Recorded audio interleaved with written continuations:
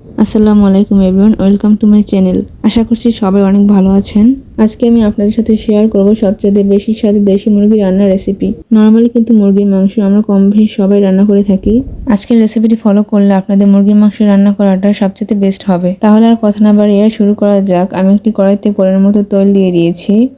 তারপর দিয়ে দিচ্ছি 2 চামচ পেঁয়াজ বাটা, 1 চামচ রসুন বাটা, 1 চামচ আদা বাটা। খুব ভালোভাবে নেড়েচেড়ে মিশিয়ে নিব।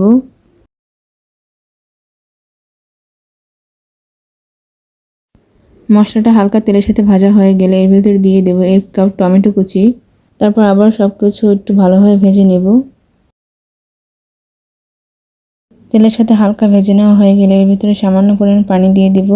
তারপর খুব ভালোভাবে নেড়েচেড়ে মিশিয়ে নেব। তারপর এর ভিতরে এক এক করে গুঁড়ো মশলা দিয়ে দেব। দিয়ে দিচ্ছি 1 চামচ হলুদের গুঁড়ো, 1 চামচ মরিচের গুঁড়ো, 1 চামচ ধনিয়ার গুঁড়ো, 1 চামচ জিরার গুঁড়ো ও স্বাদ মতো লবণ। এখন সবকিছু খুব ভালোভাবে নেড়েচেড়ে মিশিয়ে নেব। তারপর এর ভিতরে সামান্য একটু পানি দিয়ে আবার ভালোভাবে নেড়েচেড়ে মিশিয়ে নিব।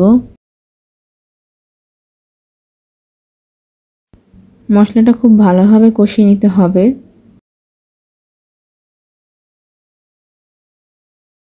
এখন আমি এর ভেতরে দেশি মুরগি দিয়ে দিয়েছি। মুরগিটা দেওয়া স্কিপ হয়ে গিয়েছে। এখন আমি মশলার সাথে খুব ভালোভাবে নেড়েচেড়ে মিশিয়ে নিয়েছি। তারপর ঢাকনা দিয়ে রেখে দিচ্ছি।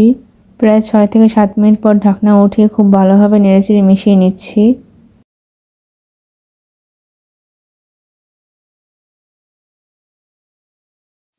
মুরগির মাংস মশলার সাথে খুব ভালোভাবে কষিয়ে নিতে হবে।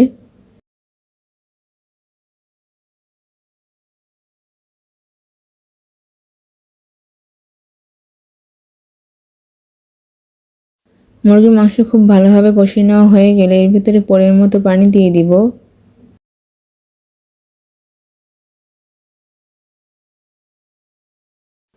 তারপর সবকিছু খুব ভালোভাবে নেড়েচেড়ে মিশিয়ে নিয়ে ঢাকনা দিয়ে রেখে দিব।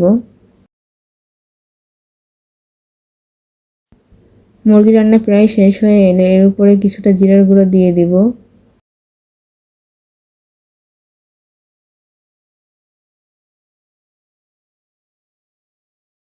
আপনারা অবশ্যই দেখতেই পাচ্ছেন মুরগির মাংসের কালারটা কত বেশি লোভনীয় হয়েছে। আমার মুরগি রান্না একদমই ডান। এবার আমি পরিবেশন করে দেখাচ্ছি। আর দেশি মুরগি এই রেসিপিটা গরম ভাত বা রুটি পরোটার সাথে খুবই ভালো লাগে। আপনারা বাসায় একবার হলেও ট্রাই করে দেখবেন।